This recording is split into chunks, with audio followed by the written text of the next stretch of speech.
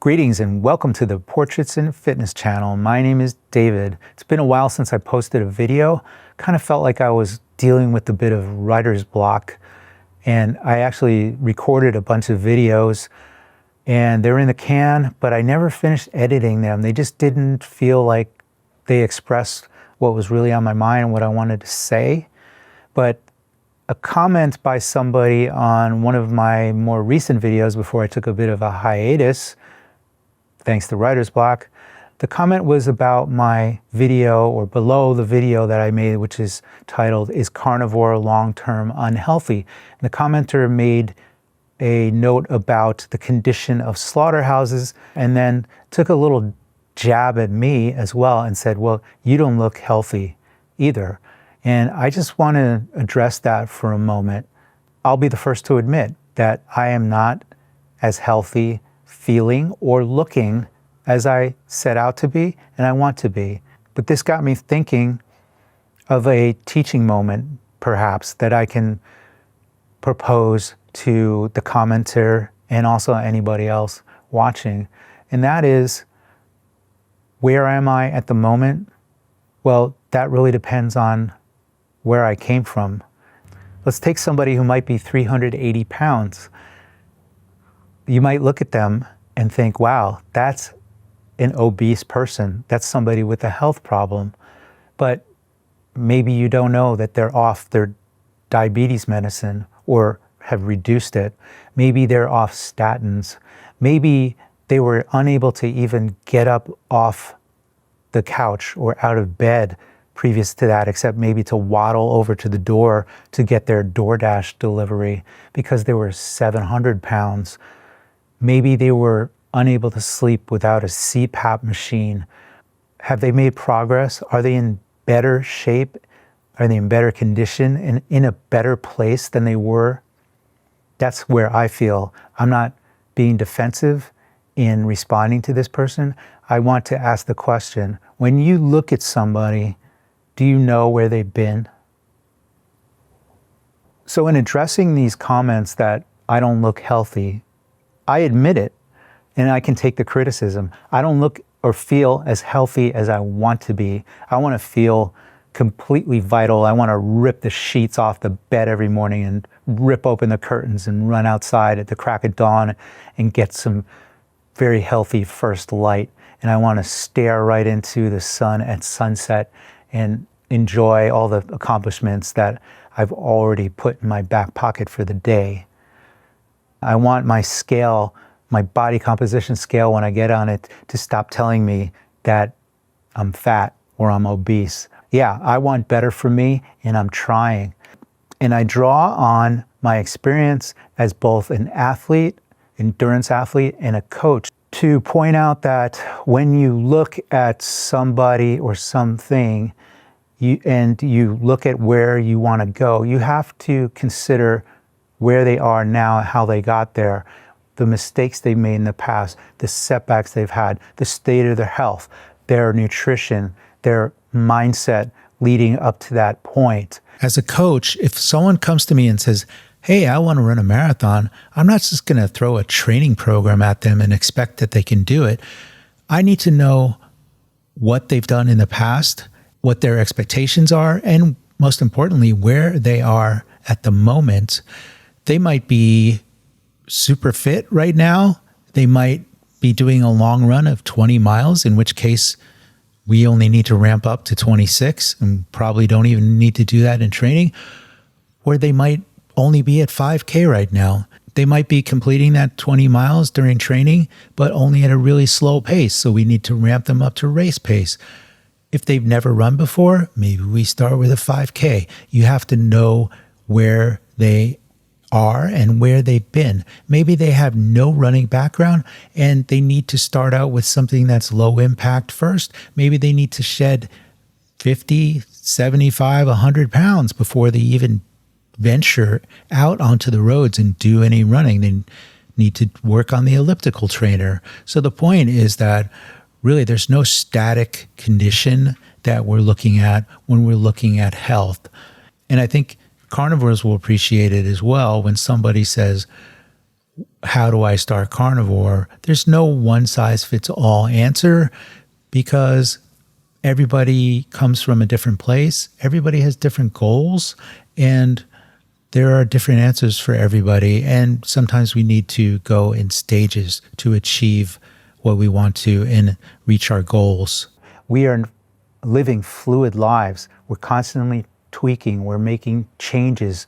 You can't just put down a set schedule for somebody to do A, B, and C every single day and expect that the state of their mind, their body, their rest, their hydration is going to remain the same and capable of getting the same results based on that plug and play schedule.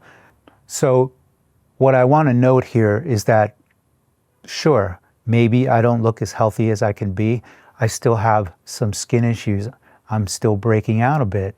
However, you, commenter, and other people, if somebody made a blanket statement about you, would you kind of step back and say, yeah, but maybe, yeah, okay, I'm not 100% healthy. I'm not where I want to be, but I've lost, these are my own facts, I've lost over 30 pounds.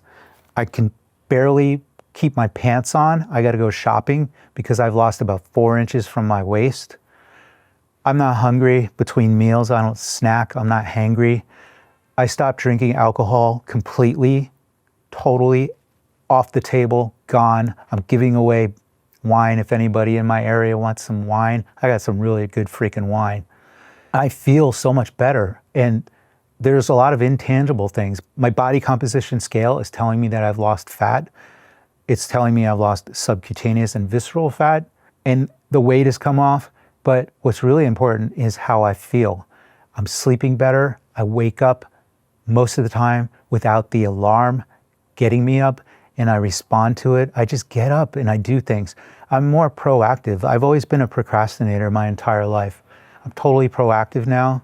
Well, maybe not totally proactive, but I embrace tasks that I need to do better than I've ever have before. And I'm implementing those good practices in my life better than I have. Doing things like marketing outreach, lead generation for my business is something that I've had on the back burner for so long. I'm doing that now. I'm doing little things around the house. I just have more patience for myself and for others, and a bit of empathy and understanding. Where I maybe looked at people still driving in their cars alone or walking down the sidewalk in front of my studio in Berkeley with a mask on. Before, I used to roll down the window and say, "You idiot, take the mask off. What are you scared of?" Now I look at them and I feel, oh, that's somebody in fear. I'm not patting myself on the back here. I'm saying my mindset has changed. I'm trying to understand others with a little bit of empathy. So you don't know where I've come from. I haven't gone into my past. I was a vegetarian for 20 years. That's a lot of oxalates. I was a carbitarian, starchitarian for almost 30 years. I didn't always sleep that well. I almost had to go get a CPAP machine, but I didn't want to spend the money because I'm sure, 100% sure, I had sleep apnea because when I was asleep at night, my wife would hear me and she'd record the sounds of my halting breath where it would just stop and suddenly resume like a switch was turned on. And the sleep apnea is gone and my snoring, it might not be entirely gone, but it's not disruptive and I'm sleeping calmly and soundly and I wake up rested. So yeah, there's some room to go and I'm good with that. I can take the criticism. I agree. I don't look entirely healthy. My complexion is probably the last thing to heal. And I've been seeing an acupuncturist, and my acupuncturist agrees that there's some imbalances in my system, and we're addressing that. And I think a few changes that I have in mind to make should help eliminate kind of the final pieces to eventually end up in a very clear complexion. And I can't wait to get in front of the camera and show you the close-ups of my clear complexion. My complexion has actually improved. And as I've stressed over and over again in my interview with Dave Mack, in my own videos, I am very confident in the body's ability to heal. And I'm a firm believer that if you get out of the body's way and you give it what it needs, both mentally and physically, and that includes nutrition and hydration, and limiting your exposure to toxins, both breathed, ingested, and also in our highly toxic environment, then the body will find a way to heal. And things like breakouts on the face are really what we can call healing trauma. We can understand them as the body's way to clear toxins. When I first developed rosacea, I was eager to find topical solutions. I bought all kinds of things like glycerin soap and even some pharma remedies, and nothing worked. But my rosacea is actually gone now, and I feel like I'm really close to getting there to a clear complexion because I'm learning so much about giving the body what it needs to heal. So I'm constantly tweaking things, and life is a puzzle piece. It's a series of priorities and compromises. And one thing I have in mind is to improve my body composition, not just lose weight. So speaking of my body composition scale, I've learned a little bit about my body composition just in the last couple of weeks since starting to use that. And one thing that has come onto my radar is that I have lost a bit of muscle mass in the last few weeks. So my fat loss and my weight loss is not necessarily healthy, and I need to regain some muscle mass. So that's really all I had to mention today. Just when you look at somebody or something in life, try and think of it not as something static or a freeze frame, but it came to that point from other points. So many contributing factors led to this outcome that you're seeing at this moment. How much alcohol did I ingest in the past to do some liver damage, maybe? How much sleep apnea was messing up my system, my difficulty sleeping, the insomnia that I used to have, how much coffee messed with my ability to absorb calcium. All sorts of things could contribute to where I am today and the healing trauma that I may experience along the way to much more robust and fuller health. So that's it for this video. And as always, until the next one, be good to yourself.